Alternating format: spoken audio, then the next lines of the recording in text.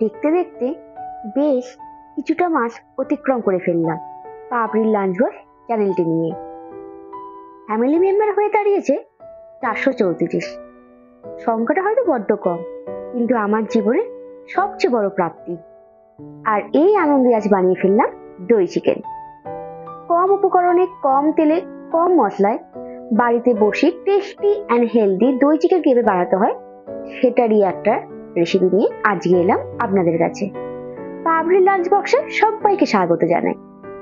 প্রথমেই আমি একটা বাটির মধ্যে 750 গ্রাম চিকেন নিয়ে নিলাম। এরপর 250 গ্রামের মতো টক দই ভালো করে ফেটিয়ে দিয়ে দিলাম। তার সাথে দিলাম 2 চামচ ময়দা। এই ময়দা দেওয়ার কারণ আমি আপনাদের পরে বলছি। তার সাথে দিলাম 2 চামচের মতো নুন। আপনারা আপনাদের পরিমাণ মতো নুনটা দেবেন। দিলাম 2 চামচের মতো লঙ্কা গুঁড়ো। এই সময় আমি হলুদ গুঁড়ো ব্যবহার করব না, পরে করব। 2 চামচের মতো ধনে গুঁড়ো আর ছোট চামচের 2 চামচের মতো জিরে গুঁড়ো আর গোলমরিচ গুঁড়ো 1 চামচের মতো। তার সাথে দিলাম কাসুরি মেথি, ভালো করে হাতে একটু রোস্ট করে ভালো করে গুঁড়িয়ে দিয়ে দিলাম। আর দিলাম 3 চামচের মতো আদা রসুন বাটা। এখানে রসুনের ভাগটা একটু বেশি, আদার ভাগটা একটু কম আছে। এরপর ভালোভাবে সমস্ত মশলাগুলো দিয়ে মাংসটাকে মাখিয়ে নেব। বেশ ভালো করে মাখাবো যাতে প্রতিটা মাংসের গায়ে মশলাগুলো ঢুকে যায়। ব্যাস, আমি এবার একটা ঢাকা দিয়ে 0.5 ঘন্টা থেকে 1 ঘন্টার মতো ফ্রিজে রেখে দেবো। আপনারা মনে করলে আগের দিন রাতেও রেখে দিতে পারেন। যত বেশি আপনারা এটা ম্যারিনেট করে রাখবেন তত বেশি টেস্টি হয়। এরপর একটা কড়াই বসিয়ে কিছুটা তেল নিয়ে নিলাম, 3 থেকে 4 চামচের মতো। এরপর তেলটা গরম হয়ে গেলে গোটা গরম মশলা ভালো করে থেতো করে, একটা তেজপাতা 8খানা 2-8খানা করে, একটা শুকনো লঙ্কা একটু থেতো করে আর 2টো কাঁচা লঙ্কা থেতো করে আমি দিয়ে দিলাম। তেল থেকে ফোড়নের গন্ধ এসে গেলে তেলের মধ্যে 1 চামচের মতো কাশ্মীরি লঙ্কা গুঁড়ো দিয়ে দিলাম। এতে রংটা খুব ভালো আসবে। এরপর আগে থেকে কেটে রাখা 3টে মিডিয়াম সাইজের পেঁয়াজ একদম কুচি কুচি করে কেটে রেখেছিলাম, সেইগুলো দিয়ে ভালো করে একটু নেড়ে দিলাম। আর তার সাথে দিলাম একটু রসুন বাটা। এর আগেও আমি দিয়েছি, আর এখন 2-3টে রসুন একটুখানি থেতো করে আমি দিয়ে দিলাম। এবার ভালোভাবে আমি পেঁয়াজটা একটু লাল লাল করে ভেজে নিচ্ছি। ভাজা হয়ে গেলে আগে থেকে ম্যারিনেট করে রাখা চিকেনটা একটা একটা করে আমি দিয়ে দেবো। পেঁয়াজ ভাজার টাইমে আমি 1 চামচের মতো হলুদ দিয়ে দিয়েছিলাম। সমস্ত মাংসগুলোকে দিয়ে আমি ভালো করে নাড়তে থাকবো। বাকি গ্রেভিটা আমি পরে দেব, এখন কিন্তু দেব না। ব্যাস, এরপর ভালোভাবে কম আঁচে আমি বেশ কিছুক্ষণ ধরে নাড়তে থাকবো।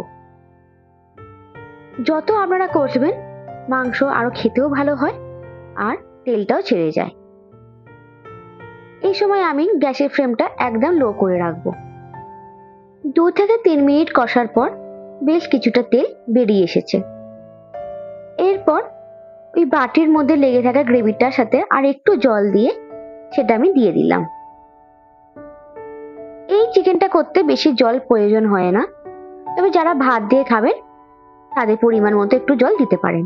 যেটুকু জল দেবেন গরম জল করে দেবেন, এতে খাবারের টেস্টটা ঠিকঠাক থাকে, গুণও ঠিকঠাক থাকে। এরপর আমি গ্যাসের ফ্লেমটাকে লো করে একটা ঢাকা দিয়ে দিলাম। 4 থেকে 5 মিনিট পর আমি ঢাকাটা খুললাম। দেখুন তেলটাও বেরিয়ে গেছে। যেহেতু আগে থেকে দই দিয়ে মাখিয়ে রাখা, তাই অনেকটাই জল বেরিয়েছে। আমি কিন্তু নিজে থেকে একটুও জল দিইনি। এরপর দিচ্ছি ফ্রেশ ক্রিম। যদি বাড়িতে ফ্রেশ ক্রিম না থাকে আপনারা স্কিপ করে যেতে পারেন। তার জায়গায় আপনারা নারকেল দুধ, আর সেটাও না থাকলে আপনারা একটু খোয়া ক্ষীর দিয়ে দিতে পারেন।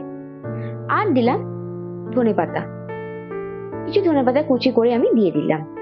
তার সাথে দিলাম বাড়িতে তৈরি করে রাখা গরম মশলা গুঁড়ো, বা আপনারা বাজার থেকে কিনে আনা গরম মশলাও দিতে পারেন। ব্যাস, যেহেতু আমি চিকেনটা অনেকক্ষণই ম্যারিনেট করে রেখে দিয়েছিলাম, তাই বেশিক্ষণ টাইম লাগলো না চিকেনটা হতে। দেখুন দেখতেও সুন্দর হয়েছে, খুব বেশি তেল তো আমি একদমই ব্যবহার করিনি। আরো 3 থেকে 4 মিনিট ফুটিয়ে গ্যাসের ফ্লেমটা অফ করে দিলাম। এরপর আর কি, গরম গরম পরিবেশন করুন। যদি চ্যানেলটি ভালো লাগে বা আজকের রান্না যদি আপনাদের ভালো লাগে, চ্যানেলটিকে সাবস্ক্রাইব করতে কিন্তু ভুলবেন না। আর পাশে থাকা বেল আইকনটি প্রেস করে রাখুন। লাইক করুন, কমেন্ট করুন আর শেয়ার করুন।